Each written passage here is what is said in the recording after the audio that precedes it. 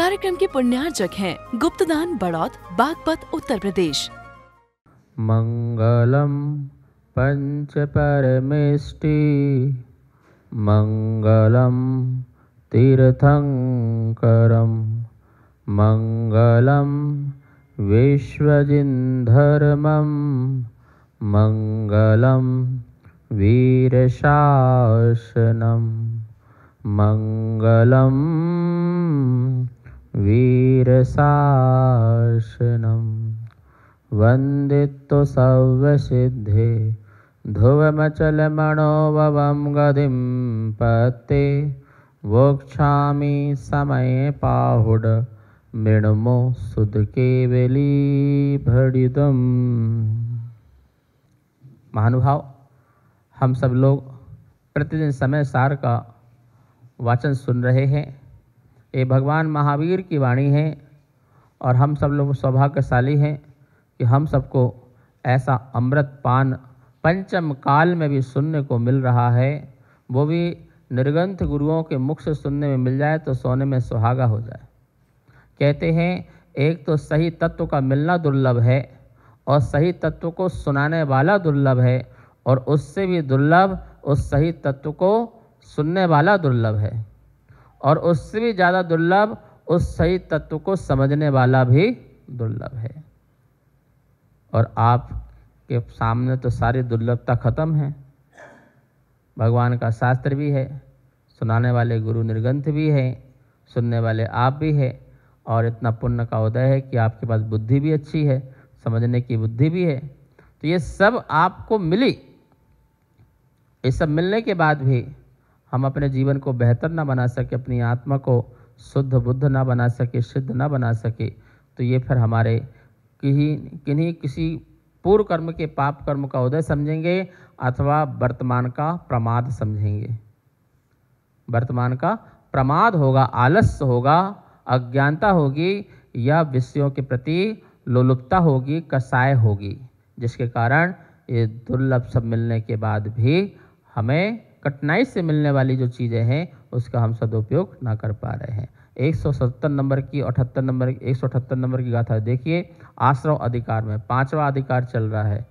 रागो दोषो मोहो या आसवानति सम्मदेठिस तमहा आसव भावेण विणा हेदो न पच्चया होन्ति हेदो च दुर्वियप्पो अट्ठवियप्पस्य कारणं भड़िदं तेसिं पिया रागादि तेसिं भावेन वज्जति। सुनो भैया, समय सार ग्रंथ सुनने के पहले अपने दिमाग को खाली कर लो। जितने दुराग्रह हैं, जितने हटाग्रह हैं, उनसे अपने दिमाग को खाली करना पड़ेगा, तब जा कर के समय सार समझ में आएगा, अन्यथा ऊपर ही ऊपर से निकल जाएगा और बह जाएगा। दिमाग खाली करने का समझ में आया? दिमाग को एम्पटी करो, पूरा बिल्कुल खाली कर दो, बिल्कुल, और फिर जाकर के उस समय सार को डालो। दिमाग को खाली करना। एक व्यक्ति गए एक जैन सज्जन के पास, बोले मैं अपने दिमाग को खाली करना चाहता हूँ, मुझे उपाय बताया जाए कि दिमाग को कैसे खाली करें। बोले अच्छा बैठो, आप आए हो तो पहले चाय तो पी लो। चाय मंगाई, केटली भर करके कप में डाला और वो कप भर गया। तब भी वो चाय को डालते जा रहा और वो रोक भी रहा है, सर रुक जाइए, चाय भर चुकी है, फिर भी डालते जा रहा। सर वो चाय गिरने लगी। क्या हो गई? गिरने लगी। तो बोले बस मैं जो भी कहूँगा, तुम जो भी समझना चाहोगे, गुरु जो भी कहेंगे समझाएंगे, वो सब बाहर ही बाहर गिरेगा, जो भी डाला जाएगा, क्योंकि कप भर चुका है, दिमाग भर चुका है, कचड़ा कूड़े से भर चुका है, गंदगी से भर चुका है, विषय वासनाओं से भर चुका है, सांसारिक चीज़ों से भर चुका है। जो जो भी बातें हैं वो सबसे भरा हुआ, ऑलरेडी भरा हुआ है। और इसमें जो भी डाला जाएगा वो क्या होगा, वो भरा रहेगा, अब वो अंदर जाने वाला नहीं है। इसलिए क्या करो, कुछ पल के लिए, कुछ के लिए अपना दिमाग को खाली करो, बिल्कुल थोड़ा सा अनुलोम विलोम करो, थोड़ा सा रीढ़ की हड्डी को सीधा करके बैठो और स्थिर करो, परमात्माओं को धन्यवाद दो, अपने को सबसे विदा करो, परिग्रह से, परिवार से कुछ क्षण के लिए, कुछ पल के लिए अपने को विदा करो और अपने आप को शून्य की ओर ले जाओ, बिल्कुल शून्य के लिए। मत सोचो, माँ चिट्ठय माँ चिंपय माँ चिंतय सूत्र है, इस सूत्र का उपयोग कीजिए। हमको बचपन में द्रव्य संग्रह में पढ़ाया गया था, माँ चिट्ठय चेष्टा मत करो, माँ चिंतय चिंता मत करो, माँ जंपय मत बोलो। इष्ट अनिष्ट वस्तुओं में किसी प्रकार का कोई विकल्प अब मत लाओ। जो भी तुम्हारे लिए इष्ट लगती हो, जो भी तुम्हारे लिए अनिष्ट लगती हो, उनके प्रति थोड़ा सा कुछ समय के लिए साम भाव रखो, समता भाव रखो, सामायिक का भाव रखो, शांत भाव रखो, उपसम भाव रखो और मन को बिल्कुल खाली हो जाए और फिर उसमें भगवान की वाणी को डालो। ये दिमाग इतना भर दिया है कि वो बोझिल हो चुका है, भार इतना भर दिया है कि हम अब और कोई भार को उठाने में समर्थ नहीं है। एक कांच का गिलास स्वामी जी आपको हाथ में पकड़ाएं तो कितना वजन होगा उसमें, छोटा सा कांच का गिलास या प्लास्टिक का गिलास कुछ भी पकड़ा दिया आपको, कितना वजन है, बहुत हल्का फुल्का सा वजन है। आप इसे कुछ समय तक पकड़ेंगे तो आपको कुछ असर होगा, कुछ समय 1 मिनट 2 मिनट 3 मिनट तक पकड़े रहो, ऐसे कुछ असर होगा।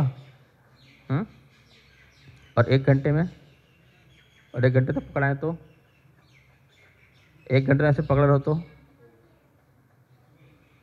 1 मिनट तो कुछ नहीं हुआ, और 1 घंटे बाद और 2 घंटे बाद और 6 घंटे बाद 12 घंटे बाद 24 घंटे पकड़ाएं तो क्या होगा, क्या हो गया अब क्या हो गया, गिलास तो वही है, वजन तो वही है, हाथ वही है, पर इतना बोझल हो गया वो, इतना वजनदार हो गया वो, क्या फेंकने का मन कर रहा है, अब उसको पकड़ने का मन नहीं कर रहा है। इतना हल्का फुल्का गिलास और अब वो भी कितना लगने लगा, भारी। एक ही चीज़ को तुम पकड़ के बैठे हुए हो, ऐसे न जाने तुम कितनी कितनी बातों को लेके पकड़ के बैठे हो, पुरानी बातों को, घिसी पिटी बातों को, दुनियादारी की बातों को, और राग देश की, ईर्षा की, जलन की, छल की, कपट की, माया, जो सब बातें हैं वो दुनिया भर के गड़े मुर्दे सब लेके बैठे हुए हो। बोलो दिमाग कितना भारी हो जाएगा, कितना बोझल हो जाएगा। अब वो इतना दिमाग जो भरा हुआ है समझिए, वो क्या समय सार पड़ेगा, क्या जैन दर्शन पढ़ेगा, क्या अपने जीवन को समझ पाएगा, उसे कितना भी सदुपदेश मिल जाए, कितनी भी बातें मिल जाएं, वो अपने आप को समझा नहीं सकता है। क्यों? क्योंकि वो इतना भारी हो गया है। क्या हो गया है? समय शिखर जाते हैं ना तो सामग्री का थैला मिलता है छोटा सा लटकाने के लिए, उसे सामग्री ले जाते हैं। कितनी सामग्री होती है, और ठंड में जब जाते हैं तो एक आध गर्म कपड़ा भी पहन लेते हैं, कान भी बांध लेते हैं, ठीक है ना, और थोड़ा 2-4-5 मिनट चलते हैं तो सबसे पहले वो कान का उतारता है, ठीक है ना, और इसके बाद जो 2-4 बनियान लाद के ले गए थे सॉल, तो सॉल सबसे पहले उतरती है, हाथ में आ जाती है वो, फिर बनियान उतर के हाथ में जाती है, फिर वो भी दर्द करने लगता है, तो सोचते किसी पेड़ में टांग दो, आती में देखेंगे, तो पेड़ में टंग जाती है, तो शर्ट भी खुल जाती है, बटन भी खुल जाते हैं, और वो जो सामग्री है जिससे पूजा पाठ करनी है, जिसको हमने इतने प्यार से धोई थी, साफ की थी, और बढ़िया दुकान से ले गए थे, और बढ़िया से बढ़िया सामग्री थी जिसको भगवान के चरणों में हमें चढ़ानी थी, वो सामग्री भी हमें क्या लगने लगती है, बोझ लगती है। भाई साहब थोड़ा आप पकड़ लो थोड़ा आप पकड़ लो। वो जूते चप्पल तो बोझ है, हो ही गए हैं, वो तो उतारने के क्या, वो तो फेंक ही गए हैं, उनको तो बड़े कीमती, अरे कीमती हो रहे कीमती, हमें करना क्या है, ये फेंको, बाद में देखेंगे आती में मिल गए तो ठीक है, नहीं तो छोड़ेंगे, माता जी सब छूट जाता है। अंत में प्यारा सा वो डंडा ही काम आता है। जिस डंडे को हम बोझ समझ रहे थे शुरू में, क्या करेंगे डंडे ले जाके, हमें क्या दिक्कत है, हम चल लेंगे, दौड़ लगा लेंगे, हमें तो ये सामान कीमती है, डंडे को लेके ढोएंगे। और अंत में कौन सा काम आता है दादा? वो डंडे ही काम आता है। ये डंडे के सहारे कहाँ पूरे संवेद शिखर की वंदना हो जाती है। धर्म का डंडा ही काम आता है। बाकी जितने तुम्हारे चीज़ें थी वो सब छोड़ने योग हैं। जितना तुमने बाहर से लाद रखा है और दिमाग से लाद रखा है, दिल में और दिमाग में दो चीज़ होती है। दिल में बैठा रखा है और दिमाग में बसा रखा है और देह में ओढ़ रखा है। तो देह, दिल और दिमाग, इन तीनों से जब तक आप खाली नहीं होगे तब तक समय सार समझ में आने वाला नहीं है। तब तक महावीर की वाणी समझ में आने वाली नहीं है, और समझ में आ भी जाए तो उतरने वाली नहीं है। इसके लिए इसकी बहुत ज़रूरत है, बहुत आवश्यक है। ये समय सार आपको तार भी सकता है, और आपको न समझ में आए तो आपको संसार में फंसा भी सकता है। जैसे गाथा कह रही है, रागो दोषो मोहो या आसवा नत्थि सम्यक दृष्टि से, कि सम्यक दृष्टि के राग देश मोह का आश्रय नहीं होता है। और जब चर्चा चलेगी सम्यक दृष्टि, सम्यक दृष्टि, सम्यक दृष्टि, तो उसमें कोई मुनि की बात आती ही नहीं है। समाज में चर्चा करके देख लो, सम्यक दृष्टि, हाँ हाँ वो देव शास्त्र गुरु को मानते हैं जो गृहस्थ श्रावक, वो सम्यक दृष्टि है, और उसको न राग होता है, न द्वेष होता है, न मोह होता है। तो किसको होता है? मुनियों को होता है। तो किसको होता है? गणधरों को होता है। तो किसको होता है? केवलियों को होता है। तुम्हें तो होता नहीं है, तो उनको होता होगा। भैया ऐसा मत लगाओ। भूम का है, कैटेगरीज है। इस कैटेगरीज में कोई सम्यक दृष्टि रहेगा, उसको इतनी कसाएं पाई जाएंगी, इतने का अभाव होगा। थोड़ा आगे चलेगा, थोड़ा सा संयम आता है, थोड़ा नियम व्रत संयम भी आता है, फिर उसको इतना अनासक्ति होगी, इतनी आसक्ति होगी, मतलब इतनी कषाय आसक्ति वाला और इतनी कषाय अनासक्ति वाला। इतनी कषाय है तो अनासक्ति है, और थोड़ी कषाय है तो आसक्ति है। ठीक है ना? तो ये क्या हुआ? जैसे सम्यक दृष्टि है और उसने बोले जमी गंध का त्याग, बोले ठीक है त्याग कर दिया। बोले बस एक जो वो है ना अदरक की छूट दे दो, थोड़ा सा सिर में दर्द होता है चाय में डालने के लिए, वो बस। बाकी तो जो आपने अदरक नहीं छोड़ा वो आपकी आसक्ति रही, उतनी आपकी राग रहा, उतना आपका लोभ रहा, उतनी आपकी कषाय है, वो कहीं नहीं गई, वो आपके पास ही है। इसलिए आप सम्यक दृष्टि हो, आपको तत्संबंधी आश्रय हो रहा है, आपको बंध हो रहा है। लेकिन आपने और भी जमी कंद की वस्तुओं को छोड़ा है, जैसे आलू है, प्याज है, गाजर है, लहसुन है, जो कुछ भी है उनको आपने छोड़ा है। इसलिए वो आसक्ति तो आपकी कमी हुई है ना। आपके पास आने के बाद भी आप उसमें उपयोग नहीं ले जाते हैं, नहीं मुझे ये नहीं खाना है, बहुत स्वाद है भाई खा लो, बहुत नहीं, अब मैंने स्वाद को छोड़ दिया है, मुझे कोई मतलब नहीं स्वाद से, मुझे घिया तोरी सब ठीक है, इसका स्वाद मैंने छोड़ दिया। तो जो आपने आसक्ति छोड़ी है उतना तो आप आश्रय रहित हो गए, उतना तो आप आश्रय रहित हो गए। लेकिन जितनी आसक्ति जिस चीज़ में बनी हुई है तत्संबंधी तो अभी उसका क्या हो रहा है? आश्रय हो रहा है ना। रात्रि भोजन छोड़ा, अच्छा छोड़ दिया, हाँ छोड़ दिया। क्या रखते हो? नहीं बस थोड़े से मखाने और थोड़े से ड्राई फ्रूट कभी ले लेते हैं, पानी और दूध, तो केला तो चली जाता है, ठीक है ना। कई मूंगफली भी फरारी में आती है तो वो भी फरारी में ले लेते हैं। फरारी आजकल तो गाड़ी हो गई फरारी, ठीक है ना, तो वो भी फरारी में आ जाती है, ठीक है, तो वो भी चल जाता है। और काजू किस्म बादाम छुआरा तो कोई दिक्कत वाली बात ही नहीं, वो तो ऑयल वाली चीज़ें हैं, उसमें क्या दिक्कत है, तो उसमें कोई प्रॉब्लम नहीं है। और तिल पट्टी भी कभी चल जाएगी, वो तो चीनी है, वो तो अनाज तो है ही नहीं है वो तो ये सब करके क्या हुआ, कुल मिलाकर के पूरा पेट तो जबरदस्त उससे ज़्यादा अच्छा भरता है। भले प्राणी 2 रोटी ले ले तो बढ़िया रहता, ठीक है ना, और तूने इतना गरिष्ठ भोजन करके अपने शरीर को खराब कर लिया, बेकार कर लिया, और कितना कॉस्टली और कितना महंगा पड़ा। एक ब्रह्मचारी आए थे, बोले हम शाम को भोजन नहीं करते भैया, हम तो एक टाइम ही भोजन करते हैं। अच्छा, शाम क्या करते हो? बस एक हल्का फुल्का ड्राई फ्रूट है और फल फ्रूट है, जूस है, दूध है, पनीर भी चल जाएगा, कभी थोड़ा ही चल जाएगा, केला चल जाएगा, वो चल जाएगा। भैया वही 2000 का माल हो गया। मार्केट में जाओ लेने सब, तुम तो 2000 का पेल लिया, तुमने बोला हमारा तो एक टाइम का, हम तो एक टाइम लेते भैया। इससे अच्छा अनाज की 2 रोटी ले लेते, एक दाल और 2 रोटी ले लेते, पेट भरते, तो क्या 4 ले लेते, कोई दिक्कत थोड़ी थी। और उसी में 10 लोग खा लेते, 50 लोग खा लेते, जो तुम एक में मसक के आ गए। ये तो गलत बात है ना। ये तो नहीं खाना तो फिर नहीं खाओ, खाओ तो फिर जो व्यवस्था है उसके अनुरूप चलो। आप अपने आप को इस प्रकार से मत ढालो। तो ये कह रहे हैं कि कोई ने सोचा अनाज का त्याग कर दिया है, महाराज हमसे पानी पानी लेते हैं रात को, तो ठीक है, हम आपको शाबाशी देते हैं कि आपने जितना छोड़ा उतनी आपकी आसक्ति कम तो हुई, लेकिन जितनी आपकी अभी चीज ले रहे हैं उसमें आसक्ति होने के कारण तत्संबंधी आश्रव बंद हो रहा है। इसलिए हम ये नहीं कह सकते सर्वथा सम्यक दृष्टि आश्रव से रहित है। अभी मुनिराज भी आश्रव से रहित नहीं है, लेकिन वो आश्रव नहीं हो रहा है जो आश्रव ग्रस्त को होना चाहिए। जो आश्रय गृहस्थ को होना चाहिए वो आश्रय नहीं हो रहा है, लेकिन वो आश्रय तो हो रहा है जो उसकी भूमिका में पाया जाता है, जो उसकी हालत अवस्था में दशा में ये दिखा जाता है, उसका आश्रय तो हो रहा है। तो कुंद कुंद स्वामी या कोई आचार्य की दृष्टि होती है कि हम वो चीज़ को बताना चाहते हैं जो चीज़ तुम्हें प्रकट करना है।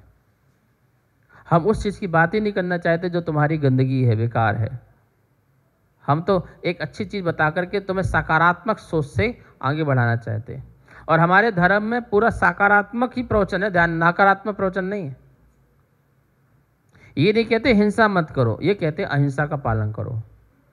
हिंसा नहीं करो, ये नकारात्मक प्रवचन है, और अहिंसा का पालन करो, ये सकारात्मक प्रवचन है। आप परिग्रह को धारण करो, ये सकारात्मक सोच है। परिग्रह को छोड़ो, ये नकारात्मक है। आकिंचन धर्म का पालन करो, मतलब कितनी चीजें हैं सकारात्मक ही है, कोई भी नकारात्मक वस्तु ही नहीं है। नेति नेति नहीं है, क्योंकि एक मत चला है नेति नेति, ये नहीं ये नहीं ये नहीं ये नहीं ये नहीं, और लास्ट में जो बचोगे वो तुम हो, बाकी सब तुमसे अलग है। शरीर नहीं, घर नहीं, परिवार नहीं, दुकान नहीं, लास्ट में क्या बचा? एक आत्मा तुम हो। जो लास्ट में बचे तुम बचोगे, इसलिए वो नकारात्मक से चला।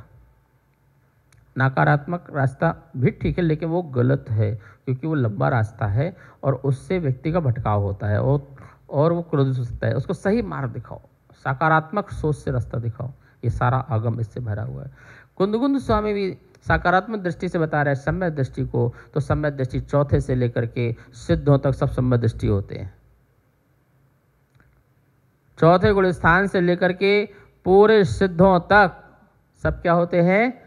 सम्यक दृष्टि होते हैं। अब कौन सा किस सम्यक दृष्टि को कहाँ कितना आश्रय होता है और कहाँ कितना नहीं होता है, ये हमें आगम के ग्रंथों से लगा लेना चाहिए। ये हमें कर्णन योग के ग्रंथों से लगा लेना चाहिए, ये अन्य ग्रंथों से भी लगा लेना चाहिए। और जो नहीं होता है उस पर दृष्टि मत दो, जो हो रहा है उसको शांत करने का पुरुषार्थ करो, अभ्यास करो, प्रयास करो।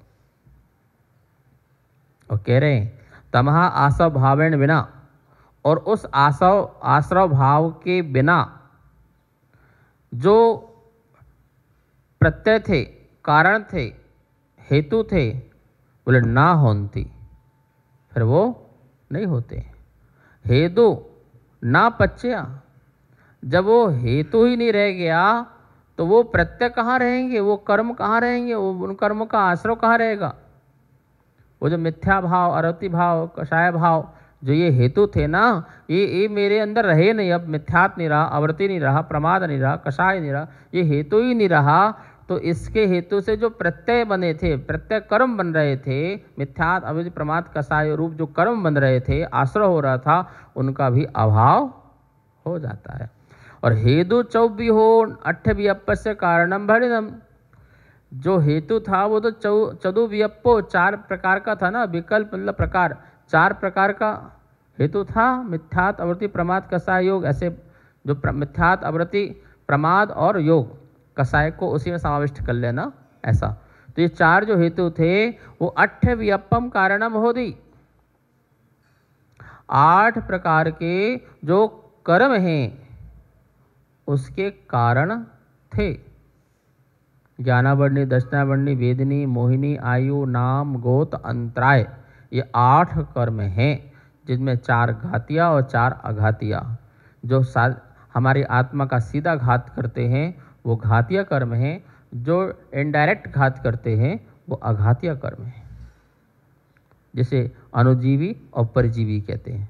तो ये इस प्रकार से कर्म हैं। ये 8 प्रकार के कर्म जो हैं बंद आश्रव रूप होते हैं, पर वो 4 कारण होना चाहिए, लेकिन सम्यक दृष्टि ने इन 4 कारणों का अभाव कर दिया है। अब आप बताइए, मिथ्यात का अभाव तो चौथे गुण स्थान में हो गया, अवृत्ति का अभाव कहाँ पर होगा?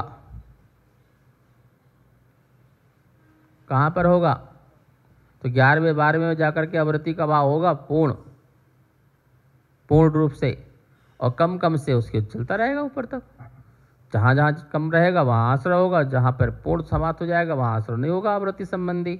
तो पूर्ण संयम तो पूर्ण वीतरागता तो 11वें 12वें प्रकट होगी ना, जब मोहिनी कर्म का पूरा अभाव हो जाएगा। तो अवृत्ति, प्रमाद, ये प्रमाद दशा भी जो विकथा आदि है वो 6वें गुण स्थान तक है, इसके बाद अप्रमत्त दशा है। योग 13वें गुण स्थान तक योग है, तो योग संबंधी भी आश्रव है। आप गाथा पढ़ेंगे, अपन ने पढ़ा है केवली चरमंतस्य, इसी समय सार में, कि केवली पर्यंत तक आश्रव होता है। अब भले वो बात समझ ले कि केवली को कैसे आश्रव होता है, तो उन्हें सांप्रायिक आश्रव नहीं होता है, तो उन्हें एरिया पथाश्रव होता है, उन्हें योग संबंधी आश्रव होता है, कसाय संबंधी आश्रव नहीं होता है, लेकिन आश्रव तो होता है ना। तो योग का आश्रव वहाँ भी चल रहा है। फिर आप कह रहे सम्यक दृष्टि आश्रव वाला नहीं है, तो आपको अपेक्षा से लगाना पड़ेगा कहाँ कौन सी चीज़ का आश्रव होगा और कौन का आश्रव नहीं होगा। तो किस सम्यक दृष्टि की बात कर रहे हैं? फिर तो हम लगा लेंगे, हम सिद्ध परमिष्टि की बात कर रहे हैं। बोलो क्या कहते हो? सिद्ध परमिष्टि को किसी प्रकार का आश्रव नहीं होता, योग संबंधित है नहीं, क्योंकि योग भी नहीं है, अयोग हो गए।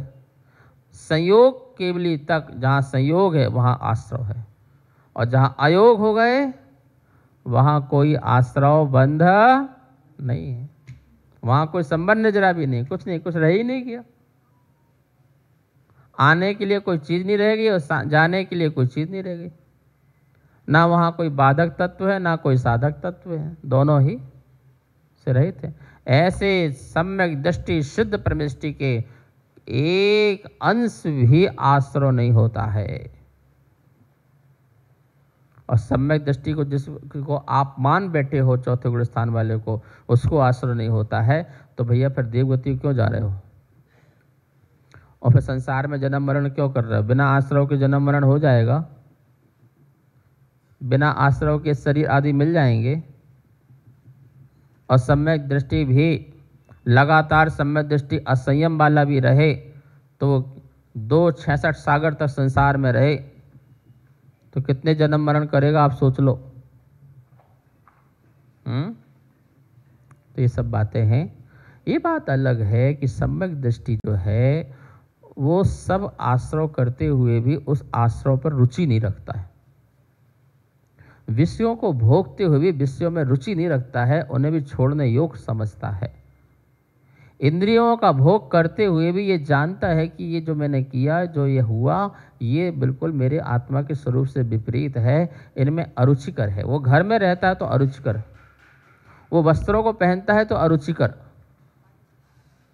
वो बच्चों के विवाह आदि में भी रहता है तो अरुचिकर, उन सब में रुचि नहीं रखता है। वो उन सब में रुचि ना रखने के कारण वो सम्यक दृष्टि को हम कहेंगे कि भोगों को करते हुए भी वो निराश्रय है। ठीक है, एक विषय हम समझ सकते हैं, अनेकांतवाद धर्म में हमारा एक दृष्टि सही है, लेकिन सर्वथा निराश्रय है ऐसा नहीं मानेंगे। बात समझ में आ रही ना? वो शरीर में रहता है, संसार में रहता है और सभी लोगों के बीच में रहता है, और सबके बीच में रहते हुए भी वो उन सब में नहीं रहना चाहता है, ये उसके अंदर एक श्रद्धा है। वो अंदर से एक बात तो मान बैठा है कि कुछ भी कहो, ये मुझे छोड़ना है, मुझे अपना आत्म कल्याण करना है, आत्म उद्धार करना है। अभी दुकान में बैठ रहा है, लोभ भी कर रहा है, छल कपट भी कर रहा है, झूठ भी बोल रहा है, जो कुछ उसके कार्य है वो सारे हो रहे हैं, चल रहे हैं, लेकिन वो अंदर से एक जैसे रुचि होती है वो रुचि नहीं है। जैसे कई लोगों को देखो ना कि नहीं नहीं हम नहीं छोड़ सकते, हम क्या, हम नहीं होगा, हमारा नहीं होगा, हम तो नहीं कुछ कर। अरे भाई तुम ऐसा क्यों भाव रहे हो? नहीं भैया, बैठना पड़ रहा है, क्या करें, एक मजबूरी समझो या कर्तव्य समझ लो या कोई भी चीज़ समझ लो, मुझे करना पड़ रहा है, लेकिन मेरी इसमें 1% भी रुचि नहीं है कि मैं परिवार के साथ रहूं, परिग्रह के साथ रहूं। अब इतनी अवस्था हो गई है, चलने फिर नहीं पा रहा हूं, फिर भी दुकान जाऊं, ये सब मेरी कोई भी डिमांड नहीं है और ना मैं चाहता हूं, लेकिन फिर भी नहीं छूट पा रही, मेरी आसक्ति है, पर मेरी इसमें 1% भी रुचि नहीं है। मैं अंदर से बिल्कुल ऐसा हूँ, अब गया तब गया कब गया, समझा है ना। तो ऐसा सम्यक दृष्टि बिल्कुल अरुचिकर होता है। इसलिए भरत चक्रवर्ती को कहा गया 6 खंड का अधिपति होते हुए भी वे कैसे रहे, अन्न धन के त्यागी रहे। वे तो अन्न धन सब के त्यागी, भरत जी घर में ही बैरागी, घर में ही बैरागी। इसका ये मतलब नहीं वो रागी नहीं थे, अन्न धन सबका उपयोग करते हुए भी उसमें रुचि नहीं होती थी, इसलिए वैरागी थे। लेकिन वो अन्न धन का उपभोग नहीं करते थे, पूरे 6 खंड का उपभोग नहीं करते थे, ऐसा नहीं है बिल्कुल भी, वरना तो वो अच्छी बात हो गई, 6 खंड का उपभोग भी करो और वैरागी भी रहो और मस्त रहो। हमारा हमें चक्रवर्ती बनना है, बोले क्यों, अरे 6 खंड के अधिपति बनेंगे, बढ़िया फर्स्ट क्लास उपभोग भी करेंगे और हम वैरागी भी कहलाएंगे। ऐसा बात नहीं भैया, वो छोड़ने को राजी बैठा है, उपभोग कर रहा है इसलिए रागी है, लेकिन उपभोग में रुचि नहीं है इसलिए वैरागी है। क्यों? क्योंकि वो उनको छोड़ने का भाव हर पल हर समय रखता था। इसलिए ऐसे भाव होने के कारण भरत चक्रवर्ती जब दीक्षा लेते हैं तो कपड़े उतारते ही उन्हें केवल ज्ञान की प्राप्ति हो जाती है। क्यों? क्योंकि उन्हें पूरे जीवन पर्यंत यही भाव थे, मुझे ये भोग जो है आग के समान लग रहे हैं, मुझे जला रहे हैं, मुझे छोड़ना है। इसलिए उनको तुरंत केवल ज्ञान हुआ। आदिनाथ को तुरंत केवल ज्ञान नहीं हुआ, क्योंकि उनको तो भोग भी जो थे उसमें थे, उनको संसार की व्यवस्था में लगना था। तो आत्मा में उपयोग आने के बाद भी लेकिन संसार के कार्यों को ज़्यादा थे, क्योंकि व्यवस्था बहुत थी। समझ में आया ना, ये बात समझो थोड़ा से। ये कह रहे हैं भाई सम्यक दृष्टि के राग देश मोह का अभाव होने के कारण उसके किसी प्रकार का जो है आश्रय नहीं होता है, बंध नहीं होता है। और भी बातें करेंगे शेष कल। जा वाणी के ज्ञान से सूझे लोकालो, सो वाणी मस्तक धरो सदा देत हो धो। हे जनवाणी भारती तो हे जपो दिन दिन, जो तेरी शरणा धरे सो पावे सुख चैन। सबको बहुत बहुत मंगल आशीर्वाद। इस कार्यक्रम के पुण्यार्चक हैं गुप्तदान बड़ौत, बागपत, उत्तर प्रदेश।